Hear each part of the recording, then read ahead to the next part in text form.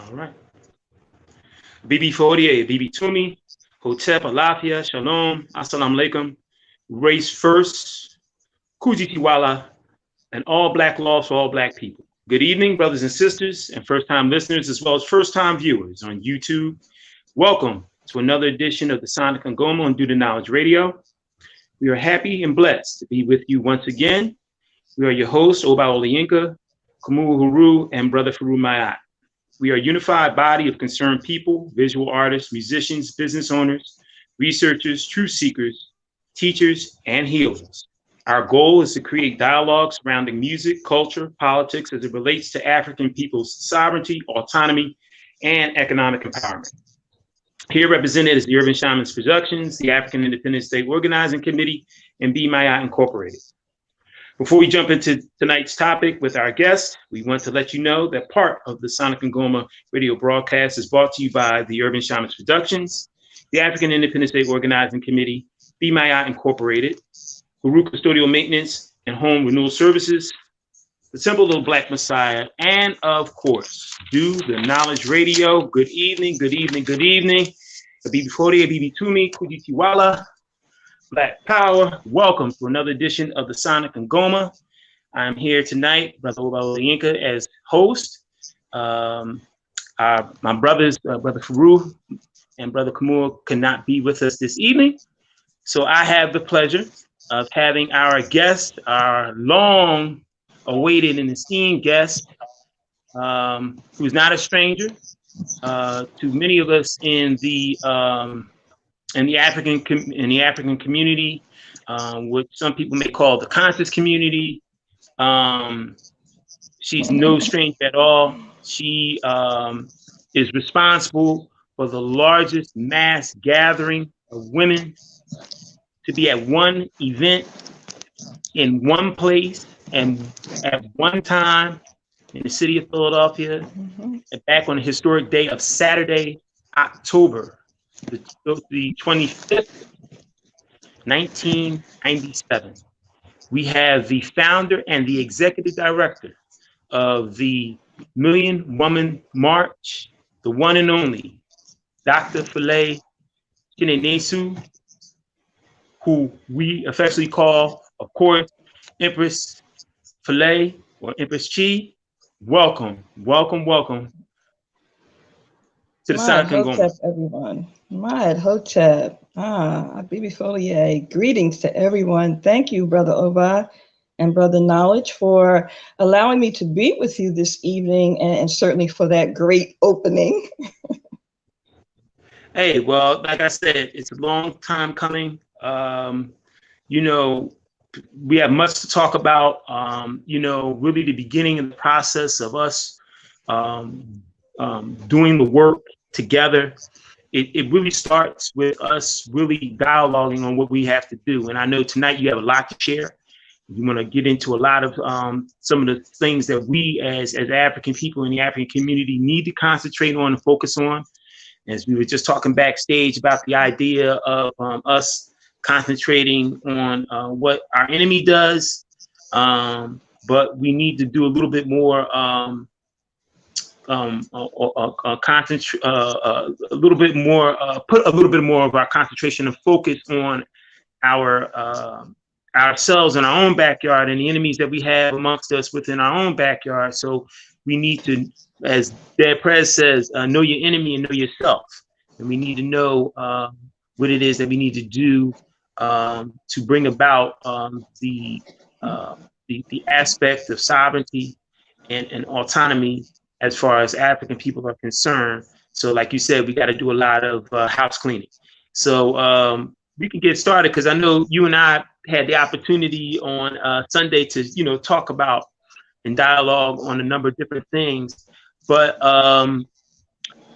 one of the things I want to kind of go back a little bit, go forward. As I said in the opening, you were responsible. You and the committee of sisters that worked so hard back in 1997 to put together the largest mass gathering of African women that the world had ever seen, right there in the city of Philadelphia. our hometown, yours and my hometown, and to bring about a magnificent event that really took the world by storm. Of course, 2 years prior, the Honorable Minister Louis Farrakhan made the call for 1 million men to meet in D.C. And then, of course, we know how magnanimous that event was, but to follow on the heels of that and to not only, do as well, but actually, I mean, the numbers were just phenomenal. And I wasn't even there. I wasn't even there that day because I believe that it was for us as African men, we had our moment, and that it was our sisters' turn. And I wanted the sisters to be able to have their moment, enjoy their moment for themselves, and to really soak in and embrace what we felt when we were in DC 2 years prior. But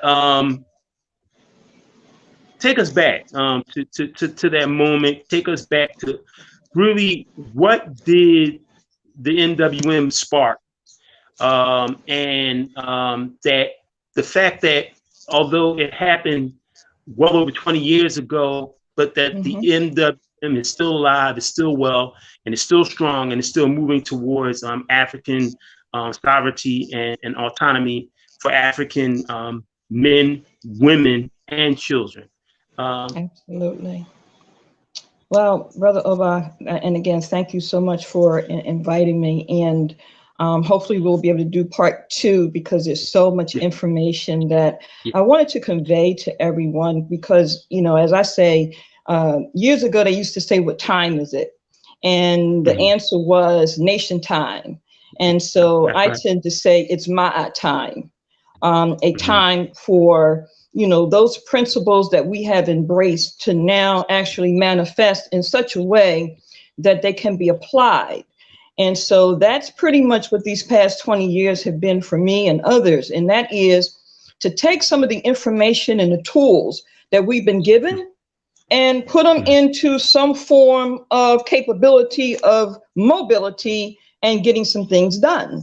So we can't just continue to theorize or idolize or other kind of lies. We've got to put things in a context where it can be applied. And so these past 20 years for me has allowed me to do that. This has been somewhat of an apprenticeship, an initiation. Those that are in the spiritual arena know what initiation is or can be. But for those who are in the political arenas, you might not know that there are also forms of initiation in that as well. And so that's some of what we're getting ready to see and have a better understanding of, or overstanding as some prefer. But now is the time. We said 2020. 3 years ago, at our 20-year anniversary for the historic Million Woman March, I announced that the year 2020 would be the year that we would come full force. And so we have. We had no idea it would be what we're seeing now with Corona and the very obvious murders of our people. But I knew 3 years ago that the year 2020 was going to be extremely significant and really enable us to make some incredible necessary moves forward. Again, the Million Woman March, as you indicated, brother, 1997, for whatever reason, most people missed it. And I don't mean missed it because they weren't there. They missed it in the context of what it really was and is. And it took me a while to understand that. But I can assure you, I have a much better understanding of it now. And with that, have been able to combine some other realities and also some very serious issues that are within the so-called cultural conscious community all across the board. So, I've been blessed to be able to be in a lot of different circles. And again, we have to ask ourselves, if we talk about embracing history, why do we wait until people are dead, or the movement has come and gone, or it has less glamour or significance or whatever? What is this thing with us with history that it becomes ancient or something that we want to talk about after it's done. But as it is developing, we tend not to want to embrace it. And so it took me a minute to really get a hold of that, because I didn't understand that. I really didn't. But before I go more into that, I want to put some things in context. I didn't pop up in 1997. Okay. For those who do not know, I started out as a student. I was the president of the student organization here in Philadelphia at Community College. We were the first students to bring Kwanzaa to the campus, along with Kwame Ture and others. I joined the movement. I went to college, let's put it that way, not to go to college. I went to college because I heard that students were taking over buildings and all these different things. Now, I didn't know that had already passed. I just knew that I wanted to be a part of it. So by the time I got to college, it was really all gone, little tail end of it. But, you know, we still, those of us who were there still wanted to be a part of that movement. And so we would do things on campus that most wouldn't dare do as students. And so I was nurtured then by people in our communities, you know, who were still doing things. And I still thought it was the same thing of what I read about with the Black Panthers and the RNA and the Temple of Black Messiah. And I just knew all these things were still happening. So I became a part of what was known as the AFCOM Learning Center family. Now, that was one of the few Black institutions in Philly that really took a very serious, staunch, nationalist, Pan-Africanist position. In fact, when Mumi Abu-Jamal was almost assassinated, the meetings were held at AFCOM Learning Center, again, which I was a family member of. My sons had their naming ceremonies there. So the point being, I didn't come into this in 1997. So what you saw in 1997 had been nurtured for many, many years. Again, I wasn't there for what I call the good stuff in terms of the Black Panthers and all that was going on. But I had the capability and the opportunity to connect with many of those brothers and sisters who were, and particularly the ones who were still true to the game. Because what I learned later was, for some, it was a fad. It was a moment in time. It was exciting while they were there on campus. And then after that, they went on about their little business. And I didn't know that until I got the opportunity to really observe. So my point is, there's a little period in time there where some of us was caught right in the middle. We caught the tail end of real Black liberation movement stuff, and then went into that next era of time. And so we were the ones to bring it forward, but there were so few of us that for the most part, it all dissipated. And again, I'm one of the survivors from that era. Again, Million Woman March was a combination of those things that I had been taught over the years. And again, for those who do not know, my youngest child is in fact the heir to one of the people who started one of the first bookstores in this country. Again, you know, and so again, people don't know my real history, and it's okay, because it served the purpose of really being able to get into certain circles to see how people really treated other people. So if you don't know somebody, or if you weren't brought in by somebody or whatever, there's a different kind of treatment that you get.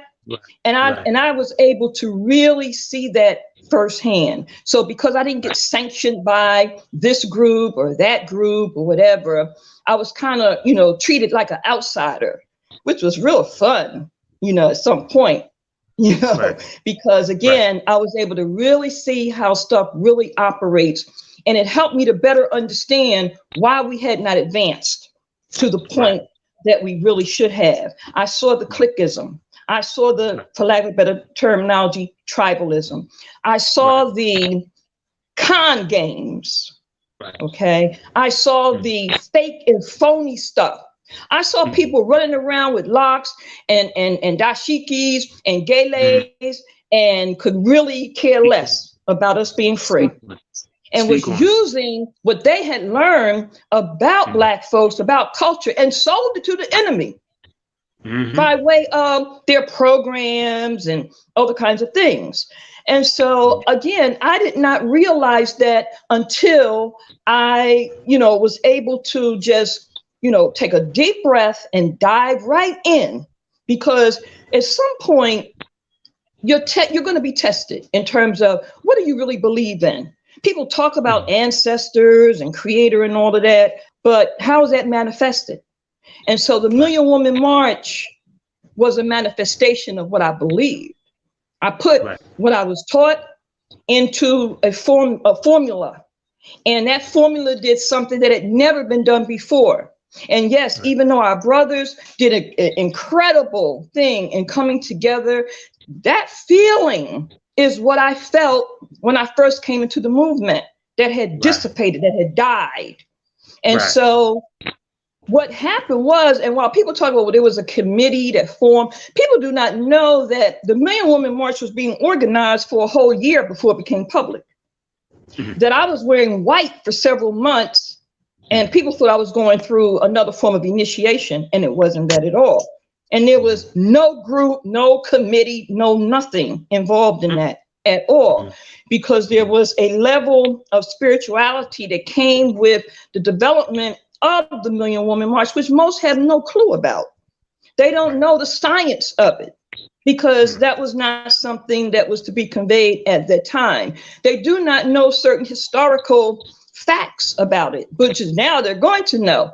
Most don't know why Mother Winnie Mandela was so key, why I demanded that she had to be there. Again, that was told to me by ancestors, to go get your mother and bring her here during a time when she was being attacked. There was a reason why Sister Sada Shakur's message was read in English and in Spanish, because we knew that she was under attack. And that generation had not even heard of Assata Shakur. So there were a lot of internal things that most have no clue. They just thought, oh, these women, they coming together, they're trying to do what the men did. Not at all. Because number one, there was no figure that people knew. Meaning, there was no Minister Farrakhan. There was no already established national organization. There was no real money. I emptied out my personal bank account to start the Million Woman March. So for the record, when you hear people talk about, well, yeah, you were, but you didn't start it, and you weren't given the mission to birth it. Yes, you played a role in it like 50,000 others, but when it comes to Black women having a certain role, we want to demonize them by saying, oh, that's ego. And I'm like, why do you give so much credit to some white man named Freud? Because that's where this ego id and super ego came from. So if you're going to, label somebody, be a little more creative. Okay. Use your kuumba and come up with something a little more unique than, they ego tripping. That is so weak, but more importantly, it impedes upon real progress. And so we put one another some in these categories, not because they're not on point or doing the work, but because you can't do it. And as a result, you want to make it seem like there's something wrong with that person. And it took me a while to really deal with that. But what I had to know and understand was there were many before me who had also had to go through that. And so I had to know that this is some of what helped to lessen and to weaken some of our movements. That we did this to some of our people who were independent thinkers. And rather than appreciating them in that manner, we wanted to try to isolate them. And so now I'm literally able to document what people have done, not just here in Philly, but in other cities as well. The Million Woman March allowed us to do that. It was never to be an event. And that's what a lot of people thought. Oh, this is just an event. Oh, no. They did not know it was organized for a whole year underground. So we remain right now underground, working, building. I've been to Benin, where we're setting up one of our shrines. Why? Because we know, some of us, that this war is on many levels. And so there's the physical, there's the mental, and then there's the spiritual. And so when are we going to start dealing with our enemy the same way they deal with us? They don't do rituals on us? You think not? Well, we know they do. But the point is, who's bold enough to stand up and say, well, you know what? We're going to set some of our stuff up too. Not only to counter what you're doing, but to make sure that when you do what you do, you're going to get something back. See, some of us are not afraid to say that. You know, I was a religion major when I was in college. So I've always been striving to do that the Creator would have me to do. And that's why I don't answer to nobody beyond a certain point. Now, some have misconstrued that as, oh, you know, she'd be an individual or whatever. Negroes, please. We need to really grow up. The thing is, in reading Chenka the Joke, in reading Chancellor Williams, and so many others at a very early point in my struggle development, Dr. Richard King, you know, taking those teachings and then applying them into something, that was the Million Woman March. You want to know how you want to know? Show me anything in your lifetime that not only brought every kind of Black woman together that you could think of from all walks of life and parts of the world, that was done in a mode of self-determination, that was done in a mode of Black nationalism, Pan-Africanism, that was done in a mode of not only self-determination, but following a format of those who have come before us, utilizing creativity to make sure that we could grow and develop in certain kinds of ways. Show me what has happened before. You see, so we really missed some key things that was important. Again, those who are into spirituality, I'm like, really? Because if you didn't see 2.5 million Black women mean something beyond them just coming there physically, then I question what spiritual realm you're on. Right.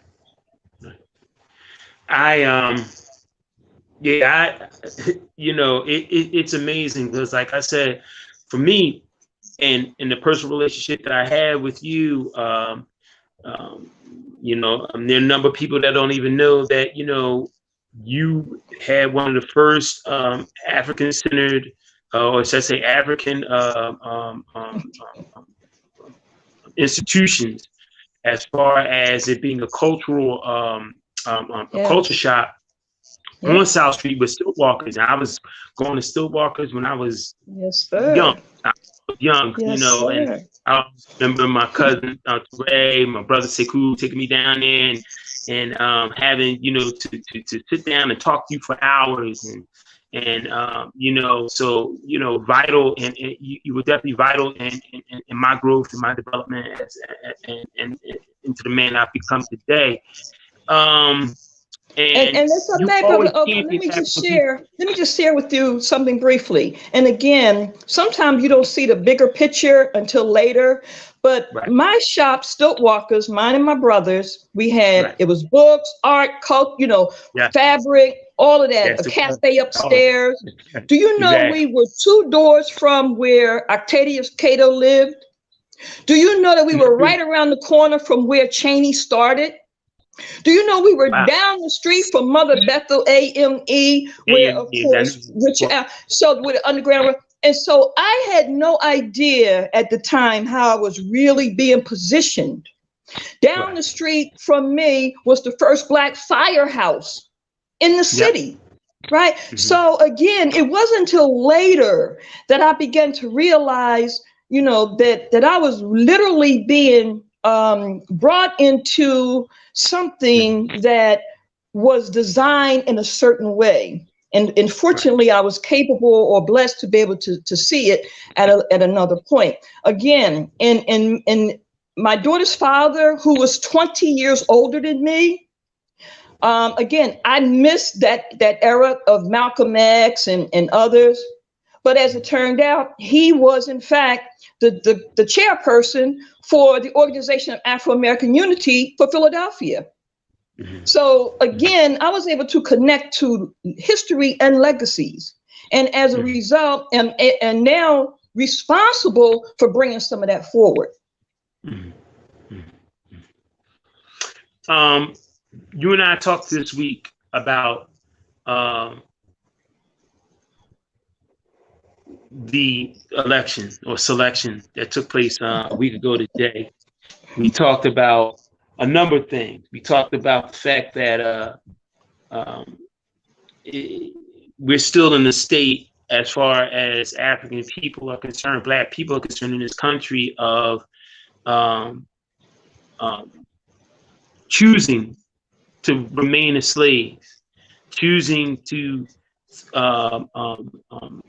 remain a part of this system of voting and feeling as though voting is going to get us out of the conditions that we're in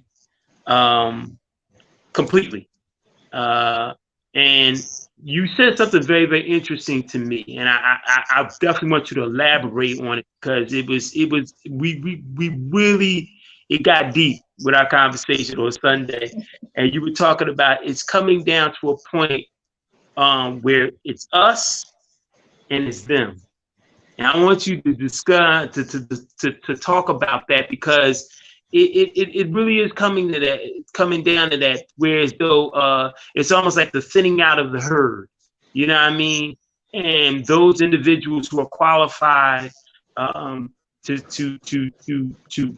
step up and do the work necessary to bring about, the sovereignty of African people are going to, rise to the top, while the others who are playing games and never really had any interest in any way are going to kind of like reveal themselves and kind of like, separate themselves from the individuals who are, going to lead.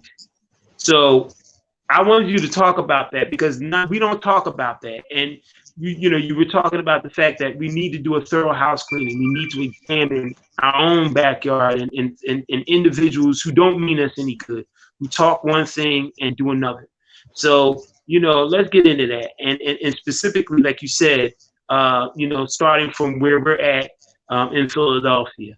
So I'm gonna let you kind of, go into with that. Well, it's interesting because in these past years, I've been able to formulate several what I call strategic modes of operation. One of them is known as the Black Print 2020 to 25, because again, I realize we have a lot of conversations about what the problems are and what we should do, whatever, but very little in terms of the how. How are we going to do what we need to do? What is going to be the actual ways of doing it? Now, of course, we've been given the Aguza Saba that gives us at least something. And by the way, I'm so tired of people talking about what Dr. Karenga did 50 years ago. Okay. And don't get me wrong, all of that is relevant, because everything, you got to analyze everything. But this is what I tell people when I hear it in a certain context. I say, well, you know what? I wasn't in that period, but this is what I say to people who were. If you're still talking about that now and you didn't do anything, I don't want to hear it. Because anything that comes to me now that I find to be a problem for me, best believe I'm going to do everything I can to deal with it, which is what I've been working on now. All of my enemies, and I want y'all to hear this really clearly, because I've taken real good notes on this. Those who have gotten in my way intentionally over the years, it is all duly noted. Put that on record. Anyway, see, that's the difference between me and some other people.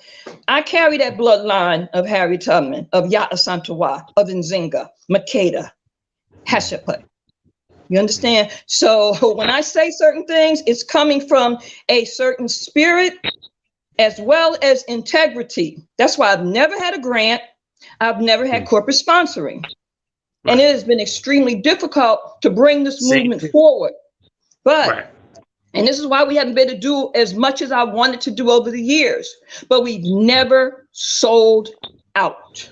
There you go. You see. And so going back to your question or your comment, Brother Oba. So I stayed in Philadelphia not because I had to. I was offered to live in Zimbabwe, to go to school there, actually. I was offered to live in Benin, which I do still have land there. So I knew I had to stay in Philadelphia. I had to stay in Philadelphia because Philadelphia is key. No, key. Having the Million Woman March in Philadelphia was key. Why? Because it is, in fact, where the first so-called White House, the first president, was. So when you're dealing with military concepts, you have to examine those things that have its structure and beginnings. And so we understood that, some of us.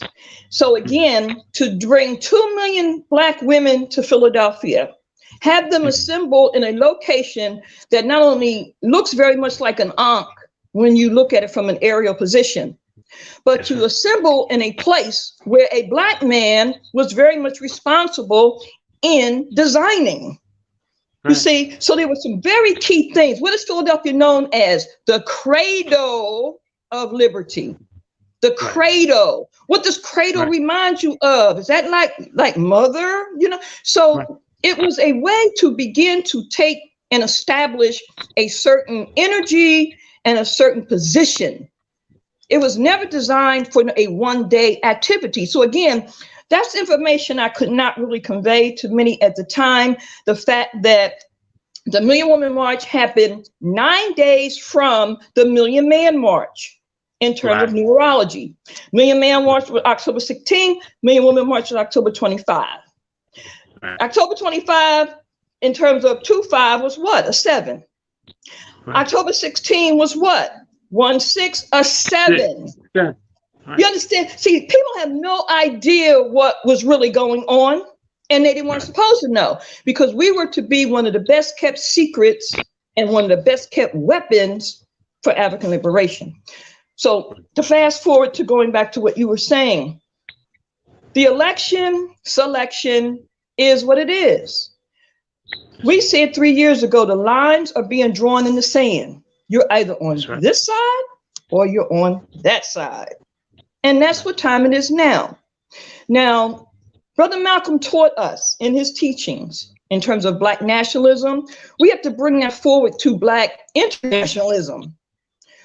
We've been taught about Pan-Africanism. That has to now go to an evolution of universal Pan-Africanism. You see, we're in the 21st century. So that means those who are able to grasp what is going on presently and where we need to go, you're going to hear them use certain terminologies or at least represent in a way that indicates they know what time it is. Brother Oba, you said something very important to me without you even knowing it. And that is utilizing 2 words simultaneously. Because that's what we have to begin to learn to do to cut through some of the BS in conversation and in other dynamics. You said sovereignty and autonomy. See, when you study political jargon or legal jargon, you begin to understand the importance of utilizing certain terminologies, and not like other people do to try to make it seem like they got so much going on. Not at all. But because like Mumia and others said and taught, we learn to speak through English. We learn to structure these things in a way that will enable our people to hear it the way we want it heard. So it's not that we're going along with what their definition is, or we think that Black's Law Dictionary is so great, while on one hand, Black is negative, but yet we want to follow the Black Law Dictionary. I'm like, well, that, but I get it. It's okay. All right. But the point is, we've got to now use what you just said and strive, as you just said, sovereignty. Understand what that means and represents, but also in this day and age, autonomy. Understand that politically. So in creating now these codes of conduct and this is what we talked about before when we had a conversation earlier, we've got to develop now the next stage and phase of codes of conduct. Now there's some groundwork already there. The new African creed, the teachings of Ptah, there's groundwork already there. Okay, we've now got to take it to the next level, the next step. Develop these codes of conduct. We're going to start holding pre-plebiscite sessions. Why? So that we can vote. Those of us who are of similar and like minds, we can vote on various things. What do we want to be called in terms of the political context? What do we want to do? We need to begin to develop, structure some of that, and then come to some agreements. How are we going to govern ourselves within our communities? Is there a plan for that? Because I have one. It took me 20 years to develop it, but we do have one. And we know that others do too. So we need to examine it. Chicago has something called the National Black Agenda Consortium. And I mean, they got a whole structure of things that we can look at, draw from. I think Atlanta has one as well. So we need to pull these pieces together and then say, okay, we like this, we like that, we like that. Bring it to those of us who was with the 100 in the whirlwind, the prophet of the prophecies, the African liberation, Maat Independence Day. Bringing these entities together in the context of a pre-plebiscite. Why a pre-plebiscite? We've had conventions, we've had conferences, we've had summits. Have we ever had a pre-plebiscite?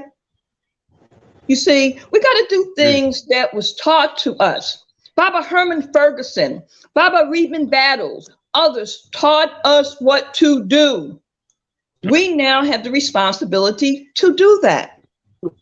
And so we have to put these pieces in place now in such a way that we address some of the issues that are in our community while we are simultaneously dealing with the issues that is relevant to the diaspora. Again, people miss the Million Woman March. What a better tool, at least at that time, and I dare say even now. We're talking about mothers, daughters, sisters, grandmothers. That's not to separate us from our people by no far stretch of the imagination. In fact, we depend on our brothers to a great extent in terms of protection, security, things of that nature. We know if we deal with our mothers, our young girls, the capability of bringing forward a generation that is going to be more ready, more prepared for what has to happen for the future makes a lot more sense. What mechanisms do people, organizations have in place to nurture these young girls? And again, I'm not trying to separate it from the family. I'm really saying that young girl who's going to be a mother will carry their child for 9 months. You see? So there has to be a preparation for that to have the kind of manifestation and capability. That's not rocket science. That's just good sense, among other things. So when we say certain things, we're not saying it in the context of, oh, this feminism. Look, that's stupidity. And anyone that steps to me with that now, I don't know what might happen to you, because I'm really tired of it, because it just creates confusion. And we've already set the example, set the tone, shown the examples, and have fought diligently. White women privilege, we fought it. Best believe it. We're on record for that. No other group or organization of Black women have stepped forward to fight white women. You understand? So don't even try to put us in that category. I've heard people like Judge Joe Brown, who I like, in terms of information, but some of that gets really off point, particularly when others hear it who don't have a certain level of historical connection or understanding. It could be taken totally out of context. So we got to be cognizant and really a little more prepared in bringing forward information in such a way that it enables people to really know and understand what's being said, and they can't run off with some misconceptions. Because some of us as Black women, we are very clear on who we are, why we are.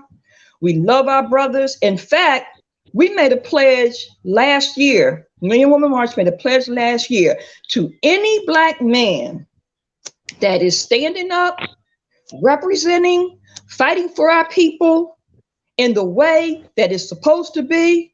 We will do everything in our strength and capability to support you. Financially, spiritually, you name it. Right. Mm. We're right now, we're in a situation in which, as you said earlier, we're losing a lot of our brothers on the streets to police terrorism. Where do we stand? And as far as like the idea of defending ourselves and our community, your outlook and your perspective on us in terms of us defending ourselves, because I know you're a big proponent of that, as far as a big proponent of self-defense, of African men and women being able to know and understand how to be able to defend themselves, how to be able to deal with entanglements that they may have with, the police or whatever. And definitely a big proponent as far as African women are concerned, who seem to be preyed upon by our enemy, more so in many senses than even us as men. So what is your outlook and your perspective of it right now? Because right now it's just completely it's just completely chaotic right now. I mean, even with the murder of Walter Wallace, and where do you stand upon that as far as self-defense, as far as with amongst African men, women, and children? Again, my brother, we have to begin to do the things that we know we need to do. I couldn't say it 20 years ago, but I say it now. MWM was always designed to build a nation. You see, folks wasn't ready to hear that 20 years ago, and they really aren't ready to hear it today. But that was always the intent. That's what I was taught. I was taught that. And so not just the support of nations, which is what we're talking about doing, and do, by the way, but we're talking about also the establishment of new nations. That has to be done. Let me give you a perfect example. When Baba Chokwe Lumumba was disbarred, it was MWM that brought him to Philadelphia to surround him with our love, and also to provide whatever finances we could during that time. This was before he became mayor. This is when he was actually disbarred. So we have always supported existing nations, organizations, etc. Now, we have not received that kind of response or love in return, which is okay, because we understand the nature of the game, being Black women and not being connected to a already existing organization or entities, that are established. We were new, we were coming out.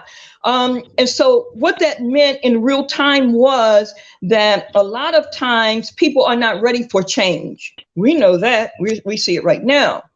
Right now, we're dealing with having to walk around with masks. Well, Massa said you got to do that, so people are apt to do it. Now, the issue of self-defense, again, we advocate that for our sisters. We've created the components to help do that. We've connected with our sister Keisha in New York, with our sister Patricia, with other sisters that literally train others. But we've been doing that for over 10 years. We started the Black Women's Defense League at least 10, maybe 15 years ago. And that was a self-defense entity. We were doing martial arts training then for free. So that was nothing new for us. We began to develop how we had to structure things to make it really more realistic. For example, starting in 2021, we'll be able to offer to our women in particular and girls, and we partner with our brothers, something that is unique, meaning we will be offering archery, riflery, and fencing. These will all be clubs. Riflery club, fencing club, riflery club. Because we not only want to, let me just sidebar for one moment.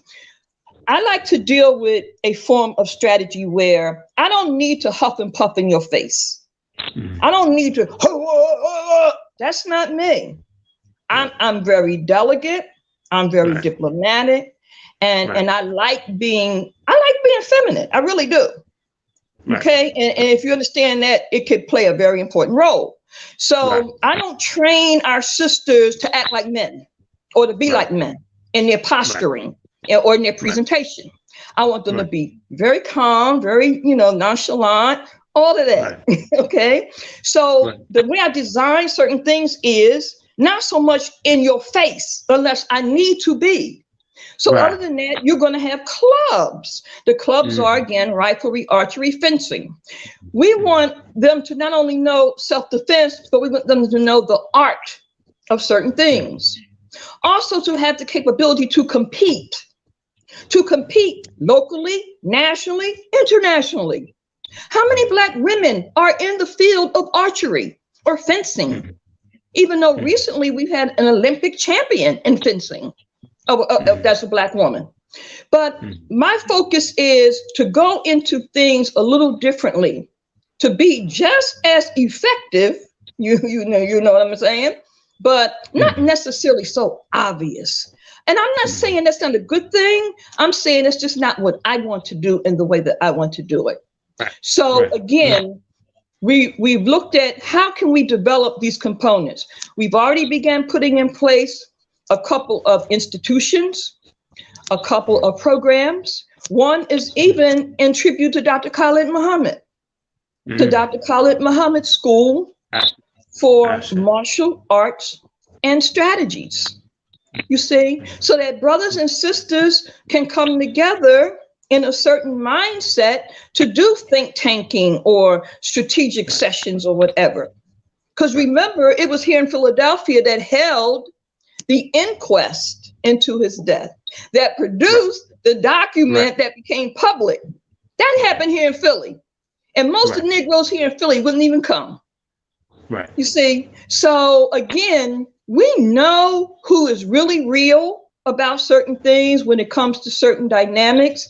And again, we've designed things now in these past years to put them in place. So the murders of our people is going to continue.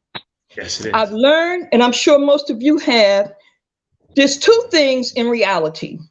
There's reward and punishment. And so there comes a time for conversation, and we should be able to always do that. We have to do that because people have different entry points and when they come into the struggle, which is what I was saying to you earlier this week, Brother Oba, is that we have to be cognizant of, we didn't all come, most of us didn't just come into this already, in a certain awakening. We had to grow and develop.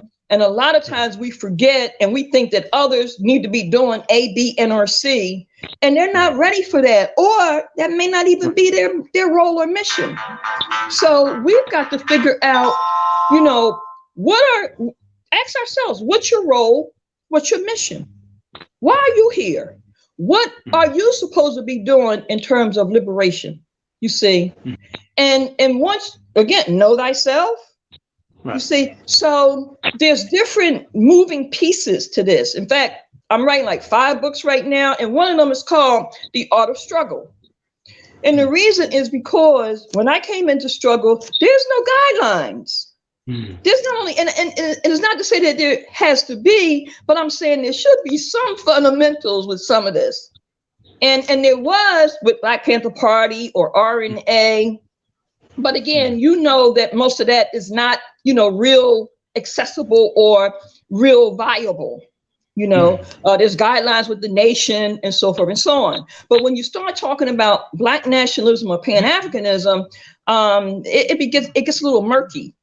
So we need to begin to let our people know some of the things that they need to know so that they don't get disenfranchised as easily. Right. Hey, Brother Vaughn.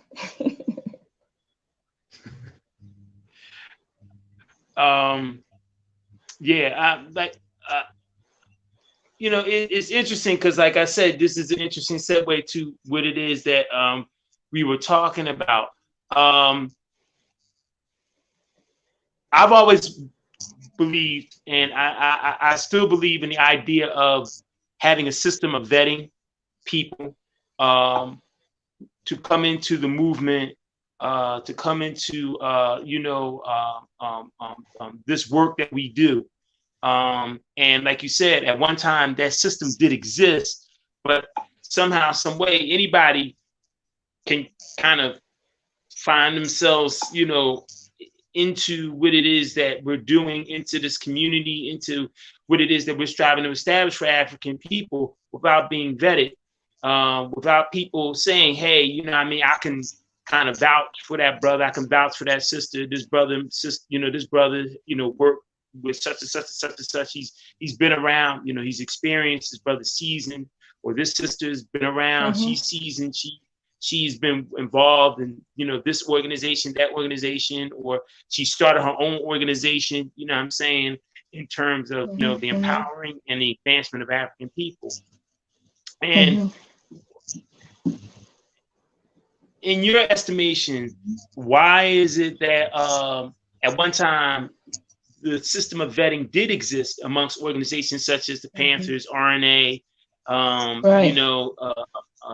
even, in the Nation of Islam? But what happened within the last, I guess, 35, 40 years, where as though, and maybe even longer than that, where that particular system of bringing brothers in with the idea of being politically educated, or sisters being politically educated before they come into this way of life and this type of work, where did things kind of break down? Wow, that's a great question, and there's a lot of different responses to that, but so I'm gonna give you a few. Cowardism sneaked in or sunk in. People became cowards, and again, not only became cowards, but became very acclimated to the system. And note, there are some levels for some people. So the more aggressive level, that's one thing. But I'm talking about even on levels of just support. People didn't even want to do that anymore. Part of what happened with that was the acceptance of multiculturalism and multiracial stuff. That some of that is what happened. And I watched it, and I can track it for you, and I can tell you some of the who's. When it comes to this city, I can tell you who did it and when they did it. That's the beautiful thing. And so my point is, once people stop moving away from self-determination, the ideals of self-determination, the wanting our own institutions, people started wanting their own institutions, but only if it could be funded by somebody else. They didn't want to do the work that is required. It was easier to write a grant, you see. And so white folks was able to really slip in very easily because the dollar bills became so important to people. And as a result, we ended up with thousands of 501c3s. Now, I'm not saying you shouldn't get the money, But what happened was people would get the money and forgot about the other stuff. They forgot about being independent. They forgot that you could be Robin Hood on one hand and then do something else. They went all the way with what this system told them. Okay. And so that is part of what ended up happening and where we are today. The other thing was We didn't want to hold people accountable for whatever reason. We allowed people to obtain power in our communities, and rather than speak out, because we didn't want to either be politically incorrect, as they say, or we didn't want to be ostracized. Some of us didn't care. For example, when I was coming up in the culture, as you know, Brother Oba, there was a place here called Ile Ife. And that's where you went. You wanted to learn drumming or dance or whatever. There was only a few places you could go to get authentic drumming and dancing, and Ile Ife was one of them. Now here I'm a young, student. I'm trying to learn culture, and I get up in Ile Ife, and then I start seeing all this other behavior. Now, I'm one of these people, I've never been a Negro, never, even when I didn't know what that was. I got kicked out of Catholic school when I was in first grade. So I was never about having these people to control me. And I knew nothing about Black or Africa, none of that. But I knew I wasn't having this. Point being, I get to Ile Ife as a young college student. I'm trying to learn to dance and all this other stuff. And I'm seeing all this other behavior. Now I'm from North Philly. So I know, some things ain't supposed to be a certain kind of way. At least that's what we were taught from the streets. You understand?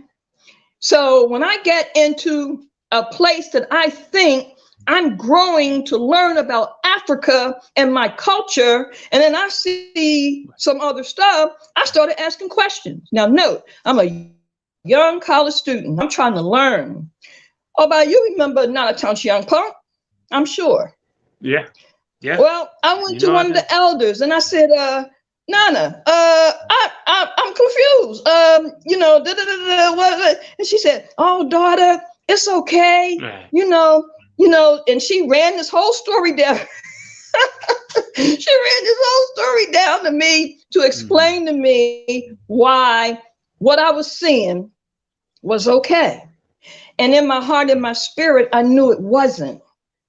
And so I used to speak out against that, even though I was out of place, meaning I had no right, because that was, a part of the culture that was of a certain sect or, initiation. So I really had no place or no voice in any of that. But at the same time, this was supposed to be about African people, et cetera, et cetera. Anyway, I spoke out against it, even as a young college student. So I've been whiteballed for a long time in this city when it came to certain things, because I'm one of the few that would say something about a certain behavior that was even going on then. Now that behavior is so in our community. And no, it's acceptable amongst folk that say they RBG, Pan-Africanist, Black nationalists, and all of that. They ain't saying nothing. They ain't speaking out against none of that. Okay, I'm one of the few people that did even then. All right, and raise issue or raise question, because I'm trying to learn, but at the same time, I'm not stupid. I mean, we knew Columbia Avenue before it was Cecil B. Moore. And there was a certain section in Columbia Avenue that had a certain kind of lifestyle. And everybody knew that. You understand? And so we were trained and learned from the street. You understand? My daddy was a numbers runner. He was also a carpenter, a barber, a tailor. He was all self-taught. So my education from the streets came first. That's why I'm good at what I do. You understand? So my point is, when I ask those questions about certain things years ago, I was told, well, you have to understand that's a part of the culture. And that sometimes you could go into a different form, spiritually and blah, blah, blah. Right? So now, fast forward, here we are today. In our community today, there's certain things that are acceptable. Now, no, I'm not trying to speak out against anyone, but I'm merely saying there's certain things that is not being said or explained, that you cannot build a nation or raise a people with two people of the same sex having sex. Teach. You understand? And we got to stop playing with this. And again, I'm not trying to hate on anybody. I'm just trying to speak some truth to power. Go ahead. Do your thing. That's your business. But when you bring it into the community as if this is African, or black, somebody need to be saying hell to the no. You understand? Your lifestyle is your lifestyle. Do that. But don't mix that in with 400 plus years of enslavement for us. And then people are going to allow that to happen. Yes, I said it. And this is one of the reasons why I'm not like, and don't give a damn, really. Because somebody has to have that kind of tenacity to say the things that most will not. So again, we have allowed certain things to happen in our community. Brother Oba, you know you're from Philly. I know of brothers and sisters who ended up on coke. You know why? Because their experiences in certain circles were so confusing to them that they ended up on drugs. You understand? I know this for a fact. And so we sat back and we let some of this stuff happen. Also, people who were in the Black Panther Party, say 50 years ago, we are letting people ride off of what they might have done 40, 50 years ago as if that's who they are today with blonde hair. How do you do that? And then want to keep thinking, oh yeah, this sister down, this brother, he down, because he did something 40, 50 years ago. But nothing that they're doing today represents any of that. But see, who will say that? And so I do. That's why I built what I built. That's why the Million Woman March was merely a step to build some of what needs to be built, you see. And we've remained steadfast and true to that for 20 plus years. And again, don't care. This is not about personality or popularity. It is for some with what they're doing, but not for us. This is real stuff. This is about who's going to do what. And this is what I said to you, Brother Oba, and I say to anyone. Let's use the Maatic system that's given to us. Whatever you're saying, put it on one side of the scale. Put the work on the other side of the scale, and let's see what we come up with. Let's use that Maatic concept of weighing the stuff out, you see. And so what you said earlier about it used to be that if a person kind of said, yeah, that person's cool, because that's our street code, right? And it went into the organizational structure as well. If the person said, you know, yeah, that person's cool, then, you know, pretty much, yeah, okay. But see, what happened was the sellouts were able to maintain a position. Right. And so when they said something, people went for it. Here's an example. We had a state rep here named David Richardson. Okay. Right. If you ask any of these politicsters during that era or now, how many stood up in support of Mumia Abu Jamal? The answer is going to be 0, especially right now, but not Dave. Dave made it very clear. See, you could tell the difference. Just like these folks that Black Panther Party that's still in Philadelphia. If you ask, what have you done in support of Mumia in almost 40 years? Not at an event that might happen once a year. See, I'm just asking some real questions here, and that's what we have to do. And with that said, what MWM has developed in our Black print is what we're proposing to our extended family, because that's what we structured an extended family. We're saying, as conscious Africans, Black folks, Pan-Africanists, nationalists, or whatever, we should be doing something actively when it comes to our political prisoners. Each of us need, and again, this is just a proposal, but this will help us to identify who is who. Each person should take one political prisoner. And with that one, indicate what you're doing in regards to that freeing that political prisoner.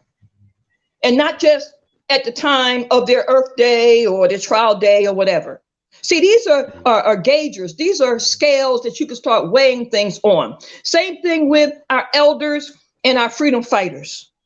Those of us that say we about this, should we not have complete, should we, I won't say not have, should we now create a fund whereby each one of us, I don't care if it's $1, putting something in that fund so that any of our elders and or freedom fighters are in need of something, we have created a fund for them. Those that we deem as our freedom fighter and our elders. You see, we're not doing our job. So again, going back to where there used to be a situation of, this person's okay, that person okay, that worked when people were actually doing things. Where people were actually doing things in such a way that you knew they was taking care of some business. They was really doing some stuff. But now people, they don't want to do some other thing. They want to do everything that the system kind of allows them to do. You see, they ain't going to do that other behind the, the scenes or the underground stuff. They ain't going to do that. You see, so again, so their word or them saying that somebody's cool or whatever, they can't hold up like it did. Because they ain't doing that work now.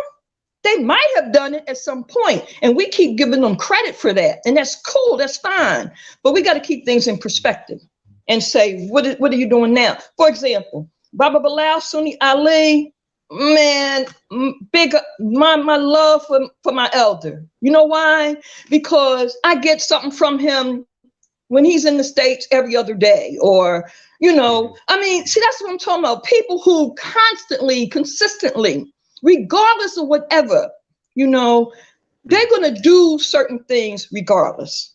And so, Bob Brown from AAPRP, I get constant things from them, updates on Cuba, on this, on that. Because once they see a certain person, people are doing certain things, they have a responsibility, and they know that, and they do it. So all of this about, it used to be the capability to identify or say, yeah, that person's cool, that person's down or whatever. Unfortunately, we have to rebuild all of that now because the lines have become blurred. And the people who we are upholding in many of our communities, like you all said a couple of weeks back or a week or so, I know it was the conference with the Black Power, reigniting Black Power, and someone mentioned Brother Alton Maddox. And I was like, ooh, that's interesting because that man went through hell. He's still disbarred. And yet, how many people really supported him during that time period? And then his wife died. So I'm like, we need to start fronting and call it the way it really is.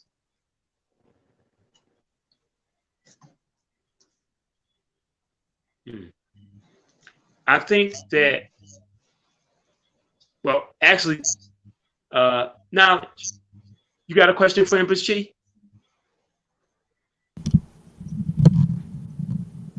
Go ahead, Oba. Somebody had a question? You have a question? Anything you want to ask Empress Chi?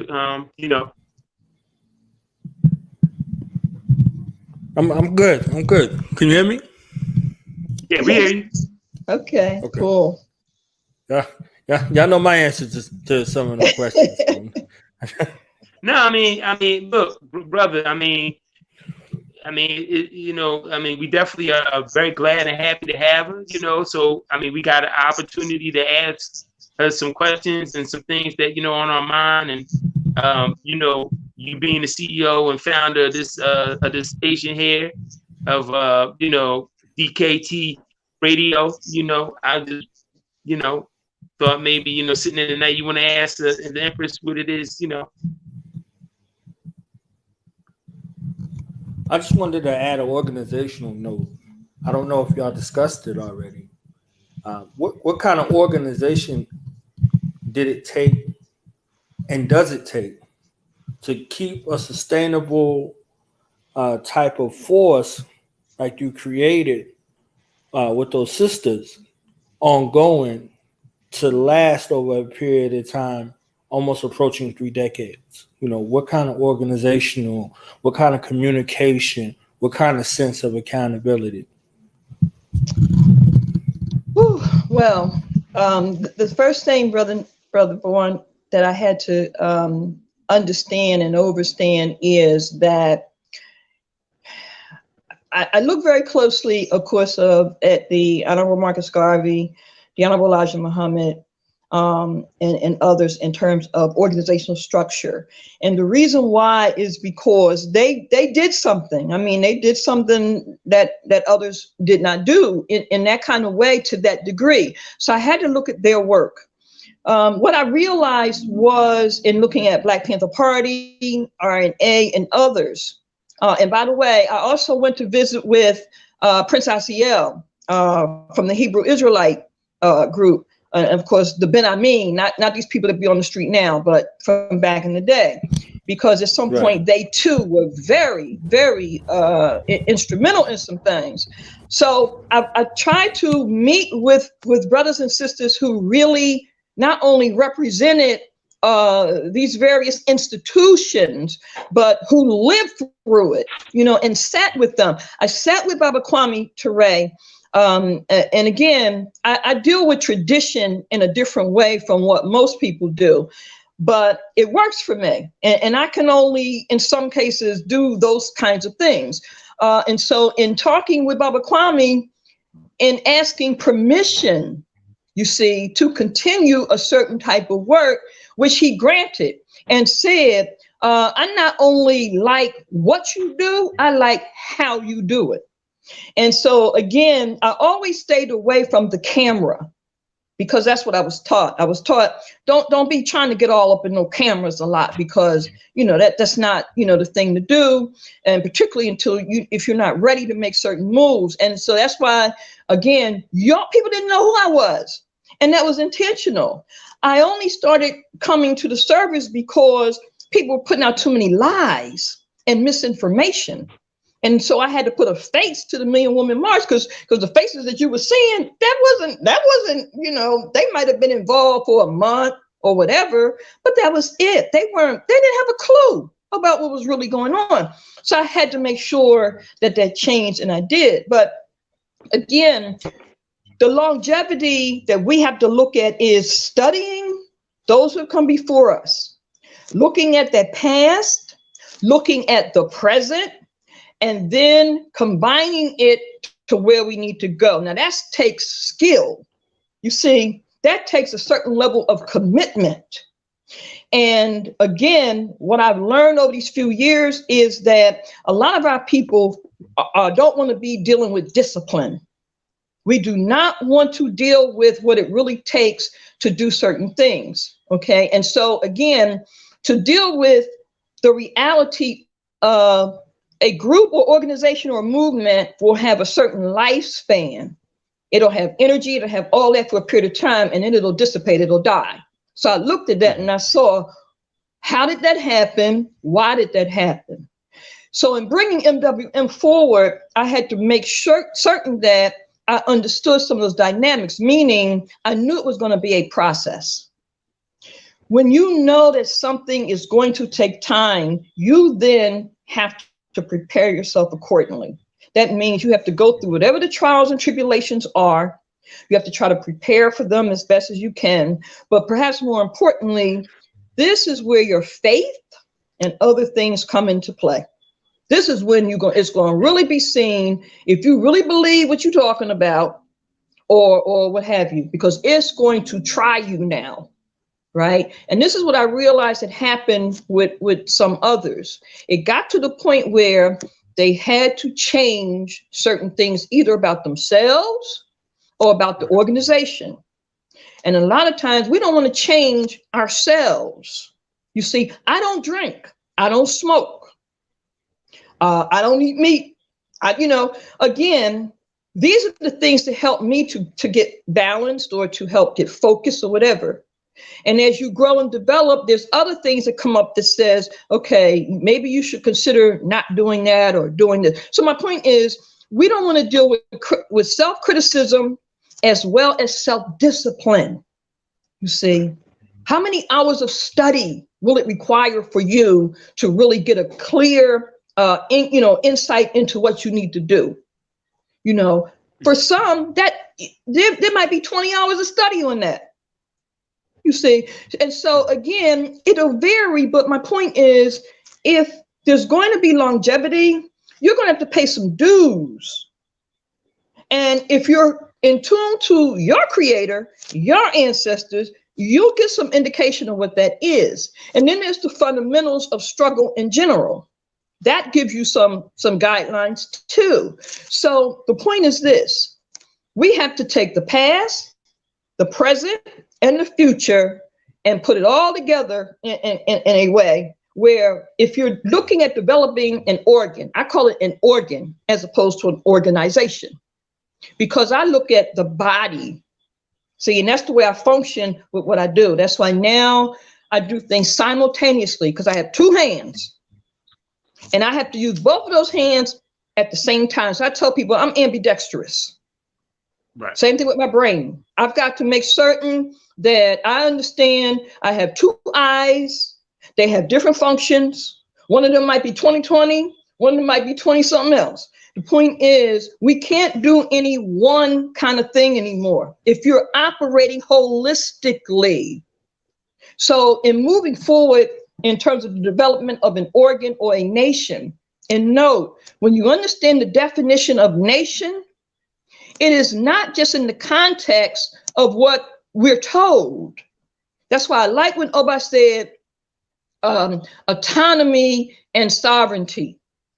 That is so important to use that language in this day and age, because from a political standpoint, they have two very distinct modes of operations. And this is the kind of things we have to introduce now to our people. Again, in talking about a plebiscite or pre-plebiscite sessions, we've got to introduce that language to our people. What is a plebiscite? We take it for granted because we know what it is, most of us. But our average everyday person in the community, you say plebiscite or even human rights or some other language. We talk about Black nationalism or they be looking at us like, what the hell are you talking about? You see, because we're talking to each other. So what MWM realized is we had to create mechanisms to make certain we're able to get information circulated in a way that will reach the masses. So I designed something called the BBBCO.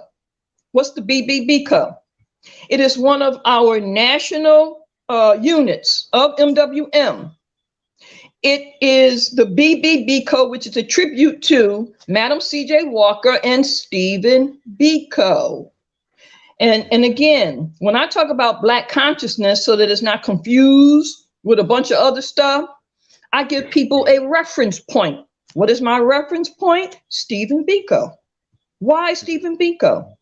Because he said very clearly what he believed Black consciousness was. And it went far beyond skin pigmentation. It was about your brain, how you thought.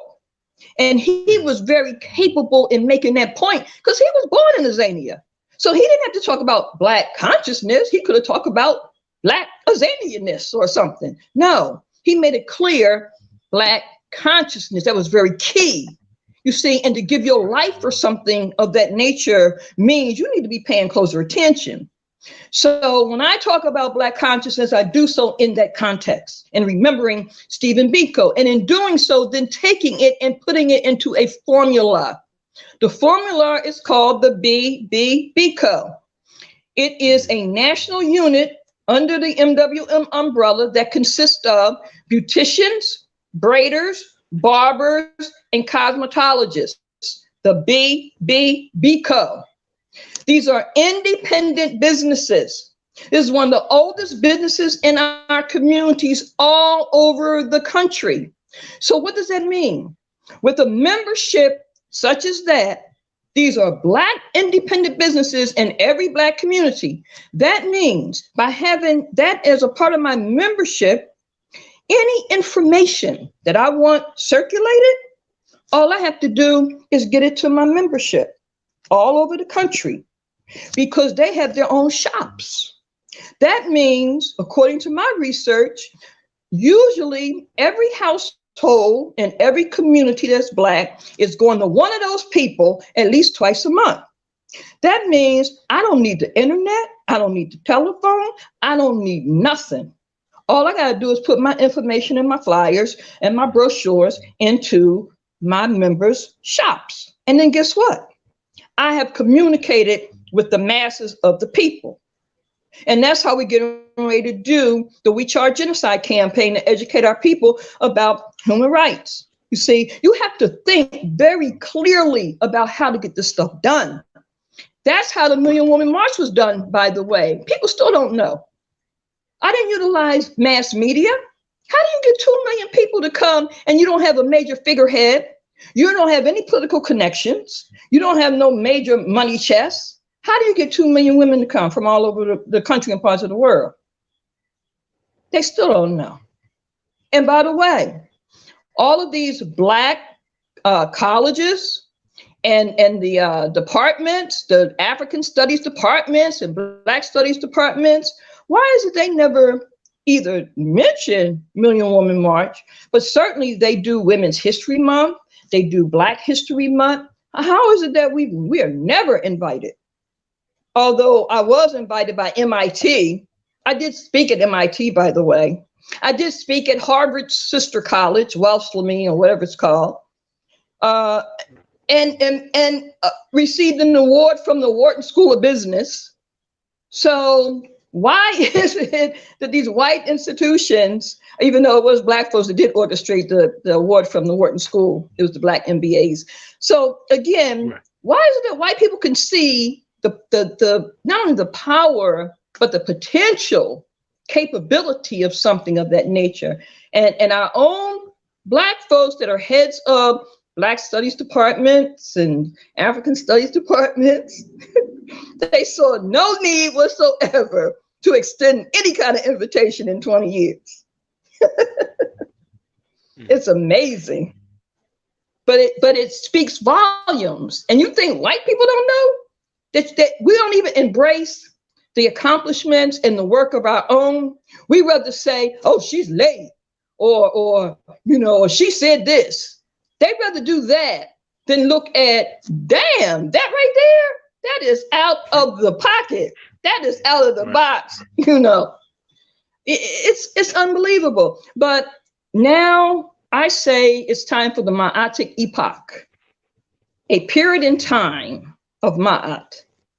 And what that means is you're not going to keep getting away with the nonsense. There will be retribution. Right here in Philly, it was almost 70 degrees today. Who ever heard of it being almost 70 degrees in November, almost mid-November?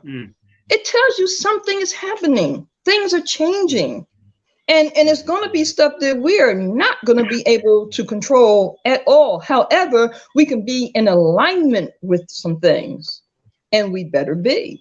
So again, our sisters, we're here. We're the first global movement for women and girls of African descent worldwide. We're not going to make the mistake that has been made, meaning older sisters did not reach out to us.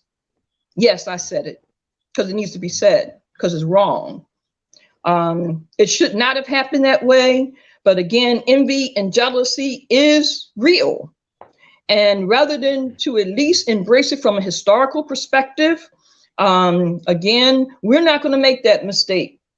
We're going to make sure that sisters are able to come in on whatever level that they wish to come in on. They'll be able to get information, education, edification, because we have a responsibility to do that.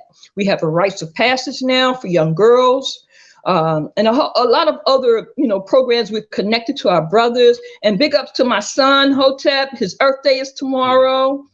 He has an organization called Men of Valor. And so again, we have other brothers in different other cities, by the way, that have connected to us, that have shown us love and respect. And again, we're going to try to rebuild Philly, but best believe it's going to be different. That is for sure. Before we move to close, talk about some of the programs that you are developing, things that you're working on, that the community can get involved in, and also your information of how people can get in contact with you, how they can help to assist what it is that you're doing in Philly as well as across the country. So. Absolutely. Well, again, as we indicated, MWM, Million Woman March, is also now the universal movements of the Million Woman March. We are, in fact, the first global movement for women and girls of African descent worldwide. We don't care about your religion, your economic status, your education, none of that. I mean, not that we don't care, but that's not a priority or anything of that nature. Again, our main focus is the fact that you're Black and that you recognize and appreciate that. That's the criteria. That's the entry point. It's designed in every manner. We have pretty much something for everyone. It took us 20 years to develop that. And so, it's been blood, sweat, and tears all across the board, but it had to happen that way. And again, we are connected with our brothers in a variety of manner, in a variety of ways. Some of the programs right now that we have in place is the We Charge Genocide 21. It is the continuation of Mother Callie House, Queen Mother Moore, Paul Robeson, William Patterson, Dr. Robert Brock, Dr. Yusuf Klee, Dr. Honorable Salis Muhammad, and others. It is probably one of the first to connect in that kind of manner. We, of course, make certain that we are continuing the work of Malcolm X. In fact, one of the units is called the Malcolm X Legacy Collective. Our mission is to focus specifically on El Haj Malik's focus on human rights. You see, so we've already began that work to connect with the countries that he did in fact visit. He did in fact get some support or commitment to support his platform on human rights. And so he taught us 50 plus years ago that we need to go from civil rights to human rights. And so the We Charge Genocide 21, again, connects to Paul Robeson and William Patterson. They took the first petition in 1951 to the United Nations and did a tremendous job in documenting. At that time, it was focusing on police and governmental terrorism, the mob, the Ku Klux Klan. I mean, they outlined an incredible amount of information in 1951 that was just unbelievable. So now we've connected every aspect of genocide. That means COINTELPRO. That means mass incarceration, prison industrialized complex, gentrification, inferior education. All of these are now, there are 21 points. That's why we call it We Charge Genocide 21. This is also the 21st century. So we not only focus on police and governmental terrorism, we focus on every aspect of ethnic cleansing, social engineering, and what's known as crimes against humanity. And again, this is the first time that that's brought together all in that kind of a package. It's a 3-year project. The first phase is now to obtain at least 1 million signatures that we take to the United Nations. It is what we call the letter of intent. It allows them to know officially that we have the intent to file formal charges. It's a process. Now, are we expecting, all this big stuff? No, meaning we ain't expecting, a whole bunch of, response or all that. That's not it. It's strategic. This enables us to establish a position. Going back to what Brother Oba said, how are we going to do, and Brother Knowledge, how are we going to do, how do you maintain or build something? Well, you have to have some allies. If you don't know that by now, you ain't going nowhere. You better have some allies somewhere, okay? So again, by entering into that arena in such a way that we are in opposition of this government, we want our own autonomy. Therefore, we have to position ourselves in that manner. Countries that are in agreement with us will be obligated to support us, but you have to be organized to do that. And so once we demonstrate that we are a collective of similar like minds, this is our position. These are some of the demands. First of all, this is what we are saying has been the crimes, which we will present in all types of forms of documentation, testimony, That's why it's a 3-year project. You have to present this stuff in a very succinct and exact kind of manner. Once that's done, it goes to the next level. Remember, civil rights is an area that is very regulated and constricted to certain things. Okay, that's fine. We know we got to do that on that level, those who wish to. However, you cannot take a criminal to its own court and expect for there to be but so much result.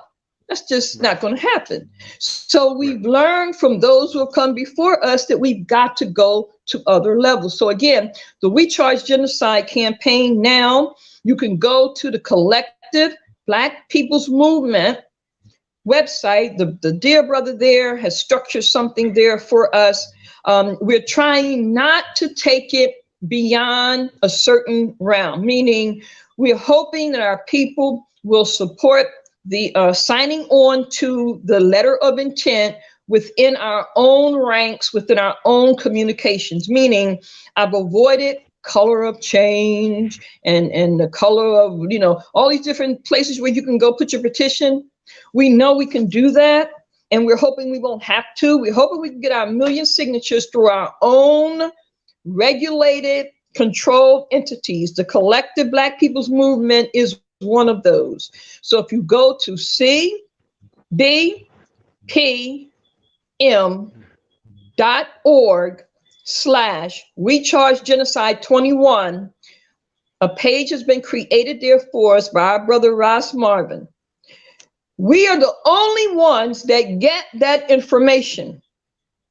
MWM and Brother Ross, and it's sent directly to us, meaning when you sign one of other folks' petitions, that goes to, you have no idea where that's going, because that's big business and these people are getting paid, you see. So when you sign your name onto most of these other petitions, the color of change and the color lines and all this stuff, that is somebody else's stuff.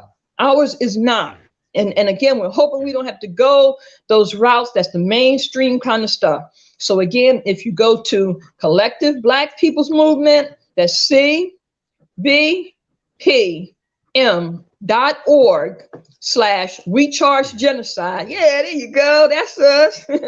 If you go there, you'll be able to sign on to the We Charge Genocide 21. It's called Letter of Intent. We're planning to take 1 million signatures to start off with to the United Nations so that they can at least begin to see that we're serious and that we know what we're doing. After that, we go to the next level. And now simultaneously, we'll be educating our people about what human rights are, why we're doing this, how they can get involved, etc. Task forces are being set up in all of our communities. The task forces will be dealing with all of the 21 issues, all of the 21 demands, etc. Okay, so again, you'll be able to, whatever area of interest, whatever level you want to come in on, you'll be able to participate. There's a conference coming up, online conference, starting December the 3rd through the 6th. It is called We Charge Genocide 21, but it's also called R4J, meaning reparatory justice. But there's 4 areas. R4J. And the 4 areas for reparatory justice is reparations, restitution, retribution, and restoration. These are all areas of justice, as well as reparatory formats. So again, we have specified the areas of operations based on how we need to apply certain aspects of struggle and the demands, etc. One that is not introduced that we know of by most groups and organizations is what's known as retribution. Retribution justice. We have added that into our Aura 4. Retribution justice it means actually, and is applied to in law as punishment. I have yet to see any reparations or reparatory justice kinds of initiatives that include retribution, retributional justice. That again is applicable to what's known as punishment. Why did we put that in?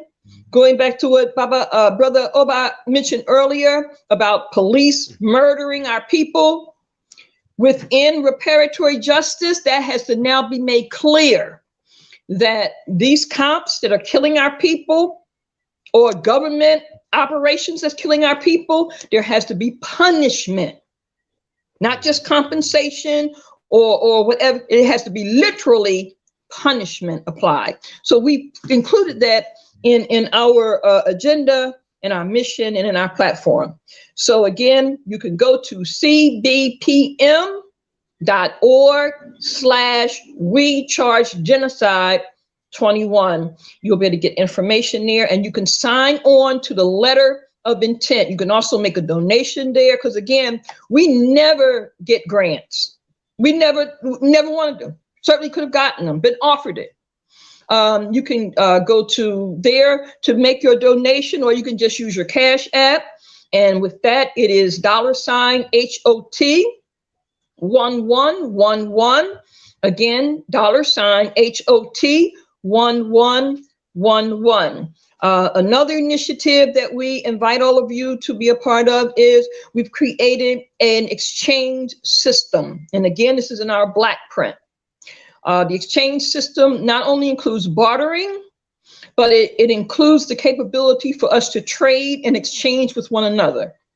And again, we'll be conveying more of that at our upcoming conference, again, December 3rd through the 6th. And you can register by contacting us at nationalmwm@aol.com. Again, nationalmwm@aol.com.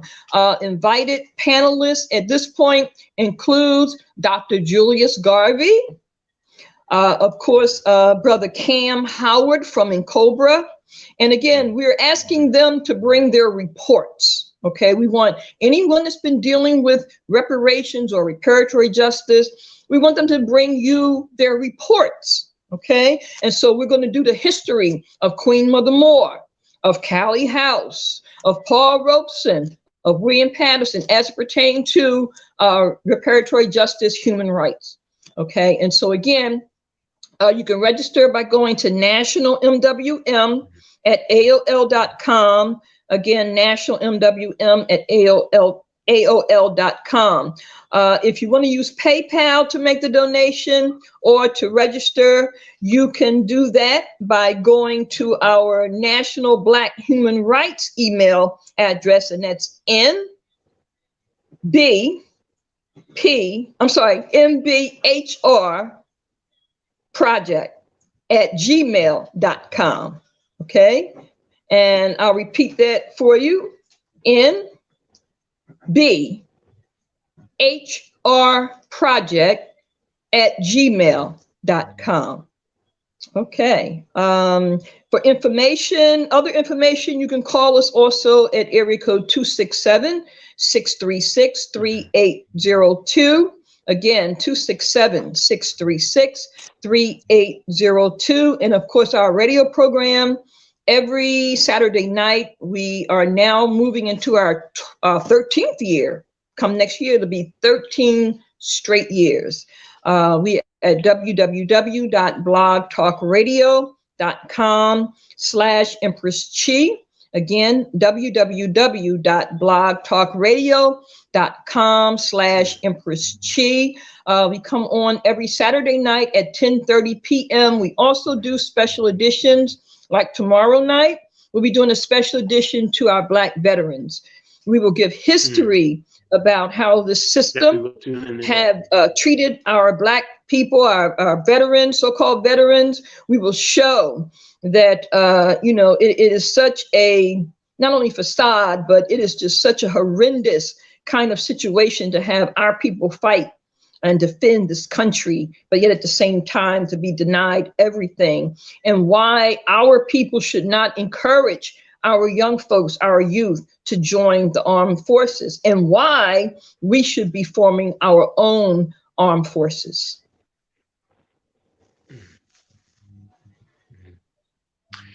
Well, it has been a pleasure and an honor, and this has been long overdue to have you on the Sonic and Ngoma. You said something a week ago, 2 weeks ago.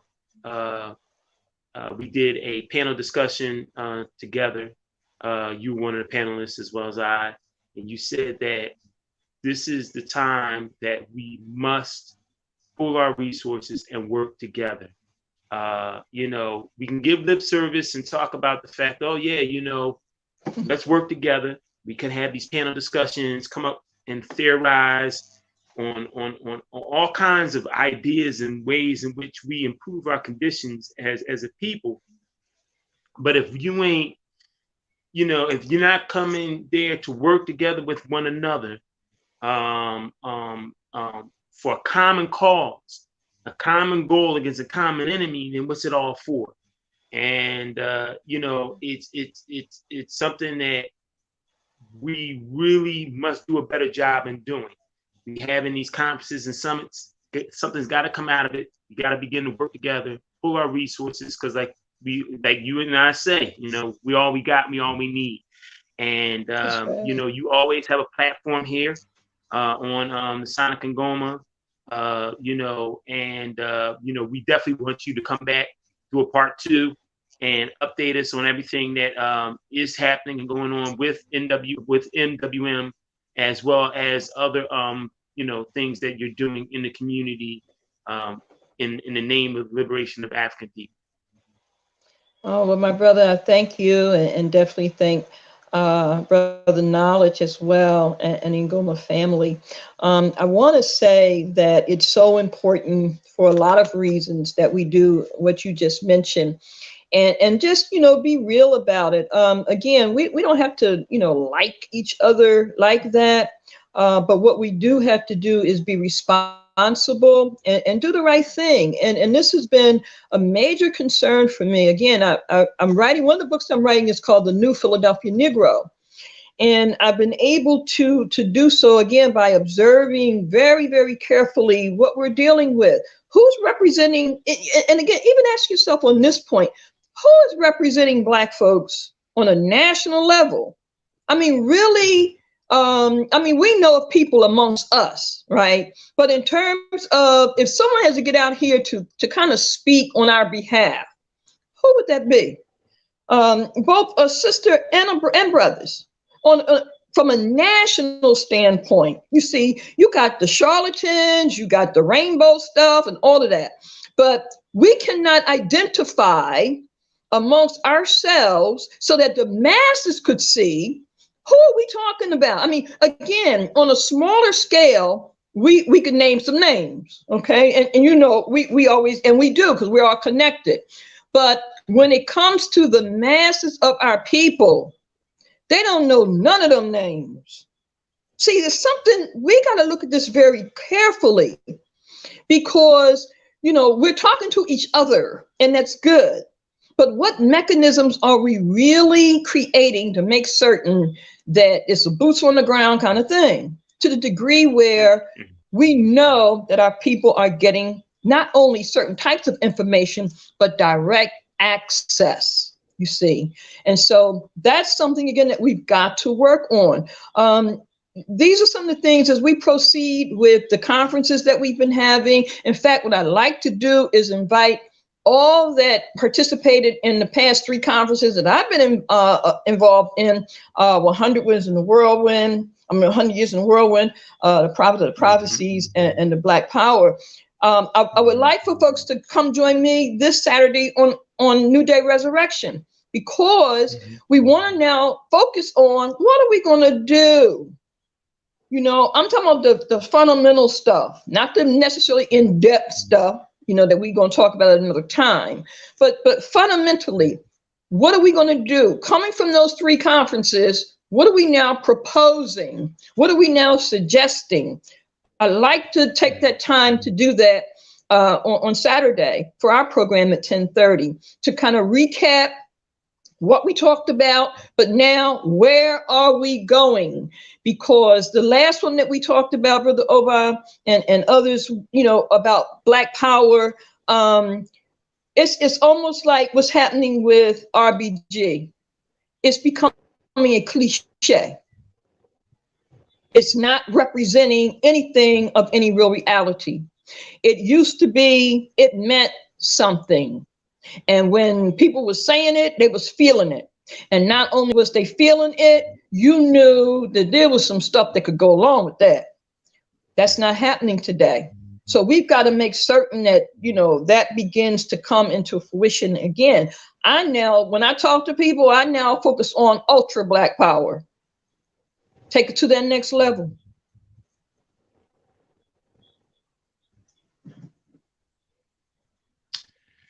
Well, once again, thank you, Empress. It's indeed a pleasure and an honor. It's been a pleasure having you. I forgot one thing. I forgot to. Soon. Oh, absolutely. I forgot to mention, if I didn't earlier, that I am always thankful for our freedom fighting ancestors. And a lot of times when you hear me talk about ancestors, I will preference it by saying freedom fighting ancestors.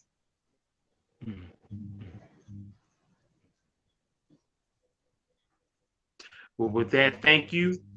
And like I said, you know, let's continue to build, let's continue to correspond with one another and continue to work together. We know what we got to do. We have all the tools. Let's go to work. Absolutely. And as you and I and others have said, we're the ones we've been waiting for. So while folks waiting for something to come out the sky or waiting for the next generation or whatever, that's all good. But for right here, right now, we're the ones we've been waiting for. For those who are interested in knowing more about Million Woman March, you can now pre-order the 100 amazing facts about the Million Woman March. You'll get some of the science of it that I mentioned earlier, as well as some other little tidbits and also some insights into the New Philadelphia Negro and the Maat Epoch. And please mark your calendar. February 21st, 2021, we'll be doing our first virtual Black human rights concert.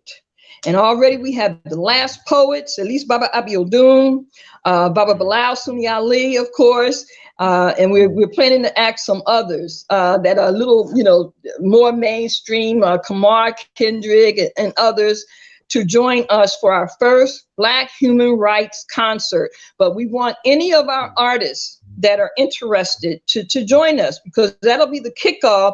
But then we plan to take it to different cities, you know, after this Corona thing does whatever it's going to do.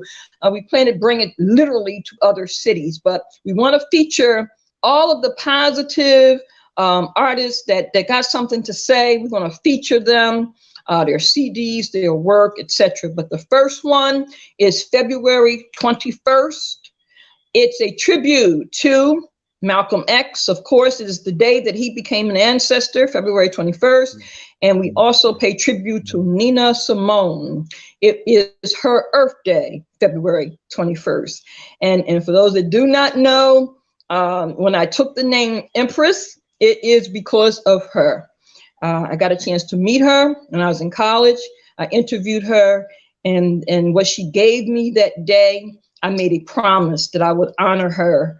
And after the Million Woman March, I took on the name Empress to make certain that her spirit, her work, and what she gave to me as a Black woman would continue. And with that said, on February 21st, we're going to announce our Nina Simone Scholarship.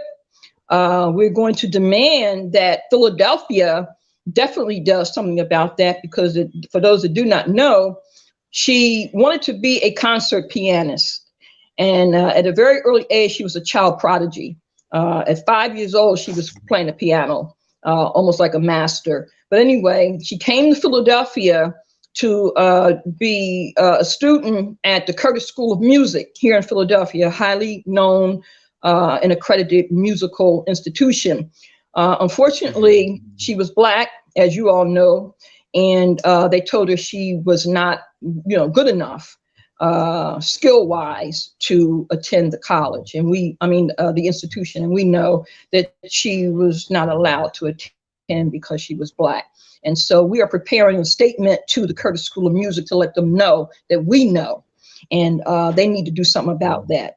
And we're going to make that public. But again, we will announce the Nina Simone Scholarship on February 21st as well. All right, now. We definitely will stay in touch. And thank you once again. Definitely. Much love to the family. Promotion to the agenda. That's right. Sekitu, Asante Sana, and we will talk soon. Sekitu. All right now. Tutanana.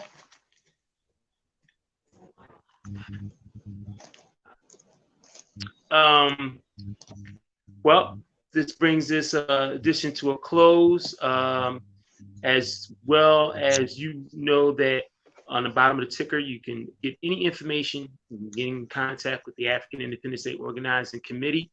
You can contact us at, first of all, going to our webpage, our official webpage, the African Independence Day webpage, africanindependenceday.org, African spelled AFRAKAN. You can also contact us by Gmail at africanindependenceday@gmail.com. African is also spelled AFRAKAN, independenceday@gmail.com. You also can get in touch with us on social media at African Independence Day on Facebook, which is the 16th Annual African Independence Day Maat Celebration 2020. And you can get in touch with us on Instagram at African_Independence Day, also spelled AFRAKAN, and give us a call on our official business line at 267-521-1544. That's 267-521-1544. So definitely stay in touch with us. We are still going to be having our virtual African marketplace, which usually we have our pre-Kwanzaa celebration with, but because of COVID, we're not going to have it this year. We will have the virtual African marketplace for vendors, because vendors need to have a space where they can still sell their products and items, although there are not many events going on. And the few events that they're having, this is how they make their livelihood. So we decided to have a virtual African marketplace online, which you can find at africanindependenceday.org, the official website of the African Independence Day Maat celebration. So with that, I'd like to say peace, Black Power, Abibifahoodie, Abibitumi, Kujitiwala, Sekitu. Stay strong, stay positive. We'll see you next week for another edition of the Sonic and Ngoma. I'd like to also thank our engineer, CEO, founder of Do the Knowledge Radio, the one and only Knowledge Born Allah. Thank you for sitting in for Brother Farugh and Brother Khamuo, who will return next week for another edition, once again at 7 p.m. of the Sonic and Ngoma right here on Do the Knowledge Radio. With that, I say peace, Black Power. See you next Tuesday, 7 p.m.